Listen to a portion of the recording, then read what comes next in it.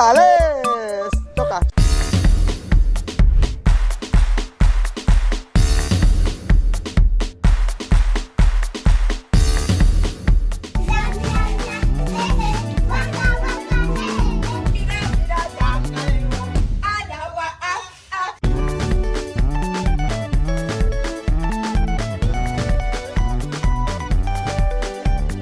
Militar! Ah, militar! Policía!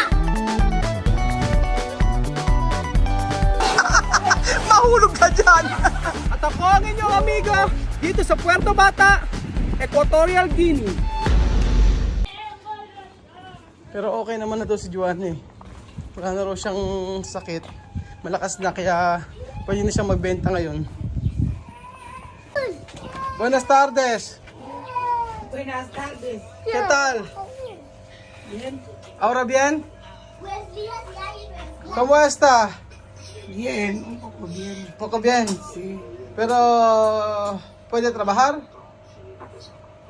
Sí, ahora yo ya tengo mal enferma. No, ahora yo tengo diarrea. Solo diarrea. Sí, Ah. sí, yo quiero trabajar para buscar cómo yo voy a comer. Ahora bien. Sí, ahora bien. Solo de diarrea. Diarrea sí que me molesta. Ah. Ahora. Oh, ¿cómo va bien? ¿Cómo va bien Dora? Dora, está bien. Ah, ¿cómo va Dora bien? Bien, ahora Dora va bien. Dora, la Doratriz ya despertado. Sí. Magaling na nga, oh. Magaling na nga si Dora. Ah, So, ayun pa mga amigo natin na po si Juana. Sa amin namin na. Samina mina. Gawa ka eh. Samina mina sangalewa. Alawa Samina mina. Magaling na nga si Juana, oh. Samina mina sangalewa. Alawa Jambo Jambo Samina mina sangalewa. Alawa Ales! Choka mi. Ah.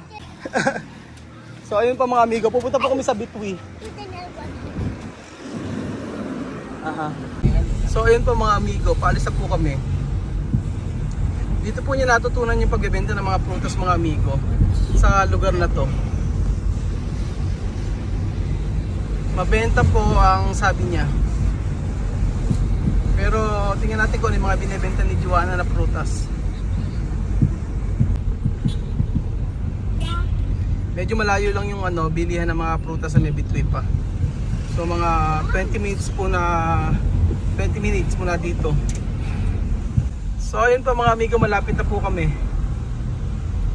Ito ang palatandaan, yung simbahan na ito. Esto Katoliko, no?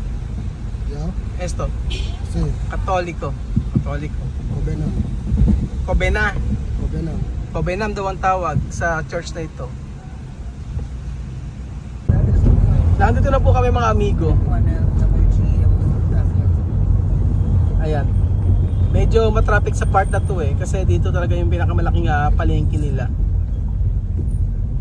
So kadalasan po lahat po dito namimili para sa kanilang mga paninda. So yung mga nasa may Mercado Grande tsaka sa Mercado 5 dito lang din kumukuha. Wala, problema. Kailangan naming maglakad dahil ginagawa yung daan dito, yung kalsada.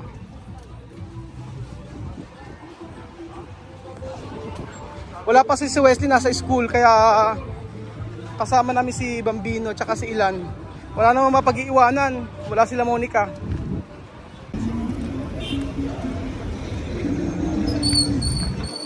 Donde Cesar? So si Cesar yung yung driver namin. Sabi ko arkilahin ko siya. Ha? Para tulungan kami. Oso. So ayun po mga amigo, magtatanong po si Juana.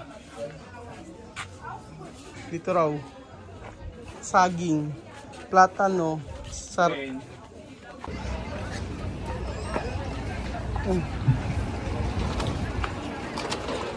Hahanap pa kami ng iba. Esto oh, Juana. Esto oh. Banana. So ito yung nabili namin ni Juana una. Inaabangan namin yung kotse eh. Inaantay namin yung ano, ito, gusto namin ditong bumili kasi mas mura. Eh, hindi yata binibenta. Esto está bien, no, Joanna? Compra esto. Así. Compra dos, mejor. Nakatulog na si Ilan. Ilan. Nakabili na kami ng isang piling. Inaantay na lang namin yung itong sa may sasakyan. Ganito daw pala mainam yung sasakyan na mga kotse na punong-puno ng laman. Binibenta agad dyan. So una-unahan po kung sino ang gustong bumili. Mahirap talagang magnegosyo. Mainit. Pero paano gagawin? So ayan, bibili din kami ng avocado. Ang mura dito oh. 10 pesos lang po mga amigo, pero pwedeng ibenta ito ng 50 pesos hanggang 100 pesos. Mura pala dito. 10 piso lang ang isa, samantalang pag bumibili kami is 100 pesos.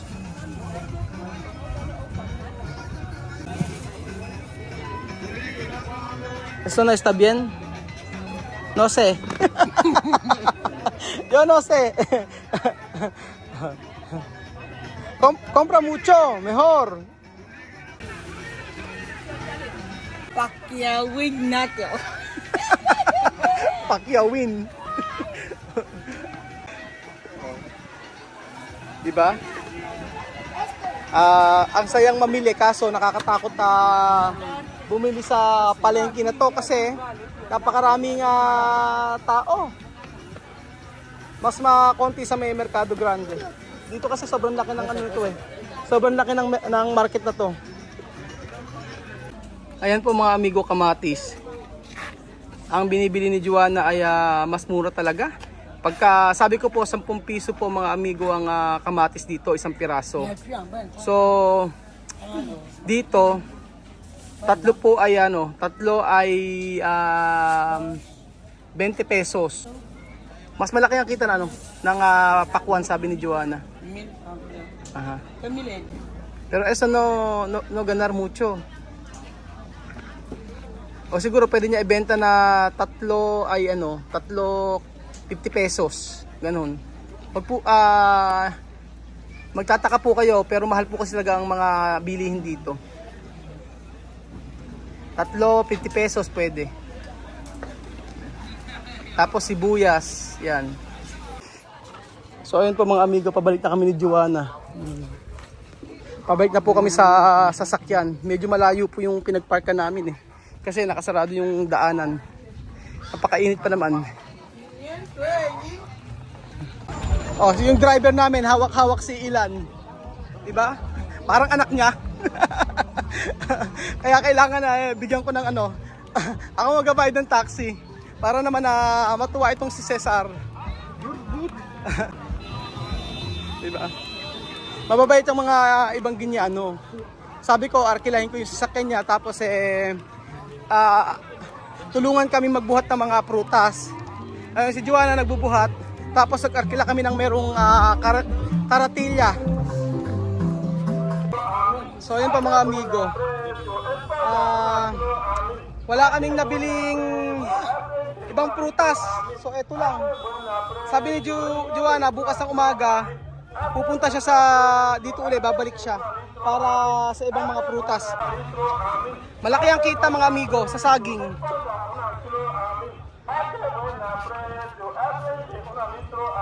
Ang mura lang namin nabili.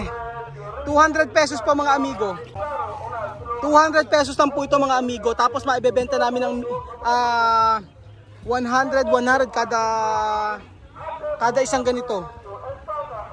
Tubong lugaw din po mga amigo. Ayan. So bukas na lang ulit babalik si Joanna. So ayun po mga amigo, nandito na po kami kila Joanna. So ito po mga amigo yung mga nabili namin. At sabi ko nga po malaki ang tubo. Alam niyo kung bakit? Kasi pag bumibili po kami nito ay 100 pesos po isang ganito. Eh nabili lang po namin ito ng 200 pesos. So may kita si Joanna ng halimbawa ito 100. Joanna, ¿cuánto tú vender esto? Uno esto. No voy a vender 1000. 1000 oh? Sí. Aha, 1000. Yo, 100 mga amigo, bebenta niya isang ganito, isa, dalawa. ¿Cuánto? Vamos a mirar, ¿no? Sí. 3, 4, 5. Oh. 200 yung binili namin, kikita siya ng 300. So okay na rin. Okay na rin kasi ito mas mucho, no? Eso es grande. Esto, eso pwede 500, no? Ito, 100 ang benta. Ito, 50 pesos lang. 50 pesos lang ang benta kada isang ano. So, ganun din dito. Pero kasi ito, nabili lang ni Joanna ito ay mura lang yung nabili ito. 1,000 lang o 100 pesos. Ito, 100 pesos. Ito lang ang medyo mahal, yung dalawa na to. Tapos ito ang mura, mga amigo. Yung kanyang ito, avocado. ¿Cómo se llama esto en el filipino? Avocado. Abogado. Nung abogado, avocado. Avocado. Avocado. Nosotros le llamamos aguacate. Aguacate, no? Sí. O aguacate kasi to. Aguacate. Aguacate. Aguacate. Aguacate. Aguacate. Aha. Mi país, avocado. Aha. May ano lang, Ilan? ¿Cómo está? Tranquilo. Oh, di ba? Esto 500 pwede. 500. Tingnan natin kung magkano yung ano. Sabi niya 5 lang daw eh. Depende kasi sa ano, sa dami. Kaya pala ang dami nagtitinda ng ano dito ng saging. Por eso hay gente aquí vender plátano, ¿no? Porque ganar mucho, ¿no? Sí, ganar mucho. Nung kasing ano niya, sinarado po yung kanyang parlor kasi mahina. So ang sabi ni Joanna, magpa-parlor pa din naman siya, kaya lang pag Sunday. Oh, esta meal. Marami, hindi lang 300 ang kikitain eh. 2.5 na 'to eh. Oh. Hindi lang 300 ang kita kasi ito 250 na 'to eh. Oh, 250, 350, 450, 550. Eso pwede 1,500. Oh. 500 ang kita sa isang piling na saging. Oh. May mabibili to kasi napaka benta ng saging dito. Eso pasa mucho, no? Pasa mucho. Pasa mucho. Pero de tomate no ganar mucho. Ganar mucho? No, tomate no gana. No ganar mucho, pero tú puedes vender ejemplo 3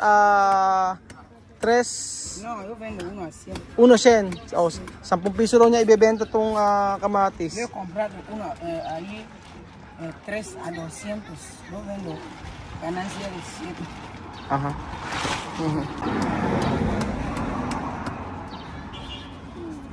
Oh. Compra. ¿Tú quieres? Compra. Nagbebenta na. Oh. Oh. Esto 1,500 pwede. Mira cuánto, 1,500. No. Solo 1,000. ¿Esto cuánto? Sí, cuando ya está bien maduro, puede ser 1,500. 1,500. O pag hinog daw, pwede daw 1,500, 150 pesos. 150, 200, 300, 400, 500, 600. O 600, nabili ng 200, may kita siyang, tama? Tama ba ako? Hirap na hirap mag-compute. O, 150, 150, 200, 300, 400, 500, 600. O 400 lang pala. O 400 lang kita. Okay na rin. O, di ba? Eh, konting maibenta niya ito sa isang araw, okay na rin. Pero esto ganar mucho. Joanna, esto ganar mucho. Sí. Porque tú puedes vender esto a 500. No? Nabili niya ng 10 piso, bebenta niya ng 50 pesos. No? 500 pwede. Dapat pala marami ang bilihan. Sabi ko sa susunod, bumili siya ng mga iba na pwedeng ibenta. Halimbawa, mansanas, ganun. Mansanas pwede vender? Mansanas también. So ayun pa mga amigo, dito po nagtatapos ang ating video. Maraming salamat po sa panonood ng video na to at ako ay uuwi muna dahil sobrang init. Babalikan ko si Joanna bukas ng umaga kasi meron pong ibinebenta sa amin na mga ibang product na mura na pwede nilang ibenta. So sabi ko kay Joanna magdadala ako bukas para mas malaki ang kita. Naghahanap kami kanina ng pakwan. Pero sabi ko meron akong alam na kukuhanan ng pakwan. Kaya magdadala ako bukas sa kanya ng mga ibang paninda para mai-try niyang ibenta dito. So ayun po mga amigo, maraming salamat po sa panonood ng video na to at kita-kita ulit tayo bukas. Adios, hasta mañana. Ciao. Dora. Dora, la Doratriz, ya queda. Ahora Dora Tindera. Dora, ahora Dora tindera para cortar banana, para vender. Dora, la Doratriz, ahora Dora va a vender banana. ¿Dónde? Aquí. Parang nakakatol.